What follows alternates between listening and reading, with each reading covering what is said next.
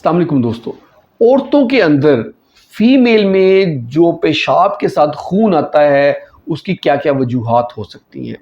पहले हमने जनरल एक वीडियो बनाई थी कि जो ओवरऑल खून आता है सब में उसकी क्या वजूहात है, किस हायरार्की से हमने देखना है। लेकिन आज हम स्पेसिफिकली औरतों के ऊपर बात करेंगे कि फ़ीमेल में जो खून आता है उसकी क्या क्या वजूहात हो सकती हैं, उनको कैसे मैनेज किया जाता है।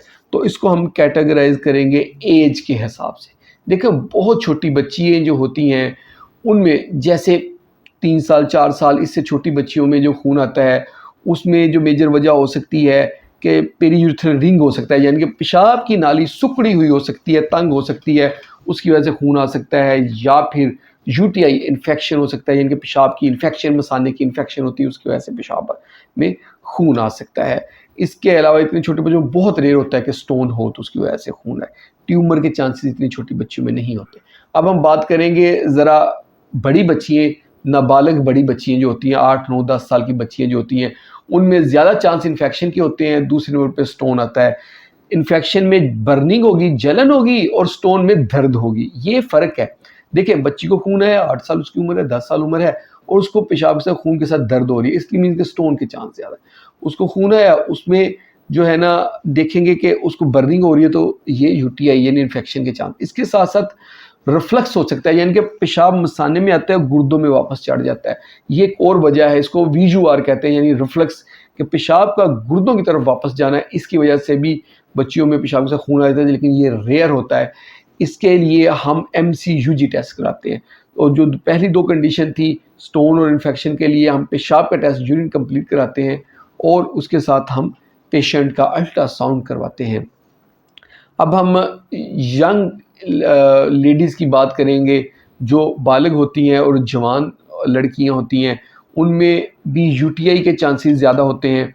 और किडनी स्टोन्स और बाद में ब्लैडर स्टोन्स जो है, ये हायरार्की होती है कि दूसरे नंबर पे फिर किडनी स्टोन्स हो, जो स्टोन मूव करके ब्लैडर में आ गया है या ऊपर किडनी में ही है तो वहीं से स्टोन आ रहे हैं, ये दूसरे नंबर पे। पहले नंबर पे इन्फेक्शन रह जाती है। ओल्ड एज में यूरिथ्रल स्टेनोसिस हो जाती है, यानी कि हार्मोन की कमी की वजह से जो बूढ़ी औरतें होती हैं, ओल्ड एज, उन औरतों में पेशाब का रास्ता तंग हो जाता है। तंगी की वजह जब जोर लगाती है तो खून निकलता है, एक वजह होती है। दूसरी वजह उनमें इन्फेक्शन हो सकती है, और तीसरी वजह उनमें स्टोन हो सकता है कि ब्लैडर के स्टोन, चौथी किडनी के स्टोन हो सकते हैं।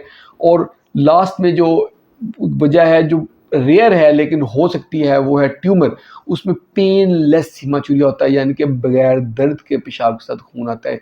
दर्द नहीं होती और लेकिन पेशाब के साथ खून आता है, और लोथड़ों की सूरत में आता है, बहुत ज़्यादा आता है।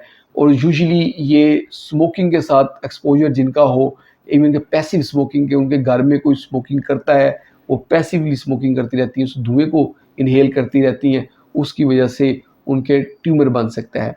ये थी वजूहात। अब इसकी ट्रीटमेंट के साथ थोड़ा सा डिस्कस कर लेते हैं कि इसकी ट्रीटमेंट कैसे करनी है।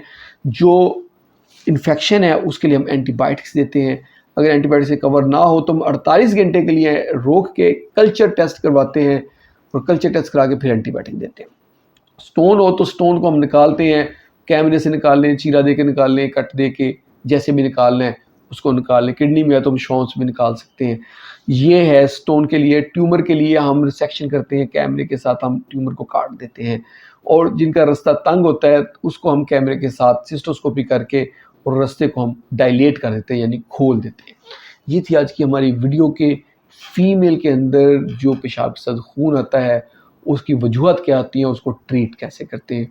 होप आप लोगों को वीडियो पसंद आई होगी। वीडियो पसंद है इसको लाइक कर दें, इसको शेयर करें अपने दोस्तों के साथ, और हमारे चैनल को जल्दी से सब्सक्राइब करें ताकि आपको हेल्थ से रिलेटेड अच्छी अच्छी वीडियोस मिले। बहुत बहुत शुक्रिया।